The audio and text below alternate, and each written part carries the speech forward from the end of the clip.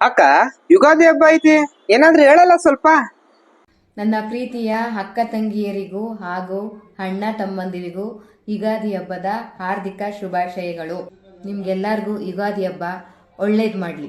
ಯಾವಾಗಲೂ ನಗನಗ್ತಾ ಇರಿ. ಚಲೋ ಹೇಳ್ದೆ ಬಿಡು. ವಾ, ಬಂಗಾರ.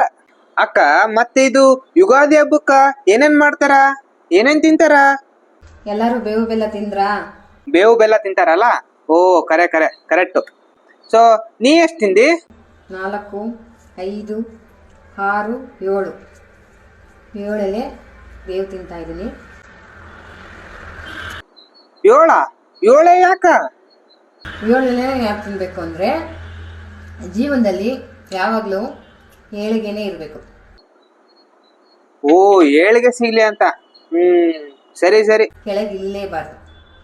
ಕಷ್ಟ ಇರಲಿ, ಸುಖ ಇರಲಿ. ಓಕೆ? ಬೇವಾಯ್ತು, ಬೆಲ್ಲ ಏ ಅಕ್ಕ, ನಾ ಏನ್ ಕೇಳಿದೆ? ಬೇವು ತಿಂದಿ, ಬೆಲ್ಲ ಅಂತ ಅಂದೆ. ನಾ ಏನ್ ಹೇಳಿದೆ? ನಾ ಏನು ಹೇಳಿಲ್ಲ. ಅಷ್ಟೇ ಬೇಸರ ಮಾಡ್ಕೊಂಡು ಹೋಗತಿ. ಆಯ್ತು, ತಪ್ಪಾಯ್ತು. ಏನಾದ್ರೂ ಮಾತಾಡು.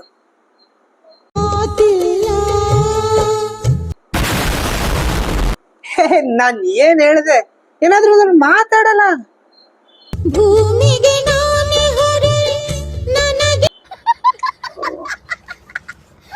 ಸರಿ ಬಿಡು.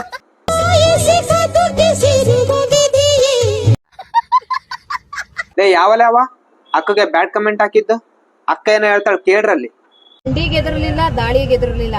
ಅವ್ನ ಯಾವನ ಗಳಗಂಟೆ ದಾಸ ಹಿಂಗ್ ಎದುರುತ್ತೀನ ಅಂತ ಗಾದೆ ಇದೆಯಲ್ಲ, ಹಂಗೆ ನಾನು ನನ್ನ ಗಂಡಂಗೆ ಎದುರಲ್ಲ.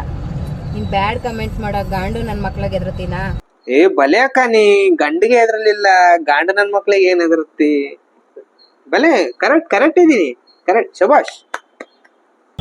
ಏನ್ರಿ? Few moments later. ಏನಕ್ಕ, ಅಣ್ಣ ಹೊಡೆದ? ಅದಕ್ಕೆ ನಮ್ಮ ಮನೆಯವರು ಹೊಡೆದು ಬಿಟ್ರು. ಬೇಕಿತ್ತ ಇದು ನಿನ್ಗೆ? ತುಂಬಾ ನೋವಾಗ್ತಿದೆ. ನಾ ಹೇಳ್ದಿಲ್ಲ ಬ್ಯಾಡಕ್ಕ ಅಂತ ಹೇಳಿದ್ರು ಎಲ್ಲಿ ಕೇಳ್ತಿ? ನೀ ಬಿಡು, ಗಂಡಿಗೆ ಎದ್ರಲಿಲ್ಲ,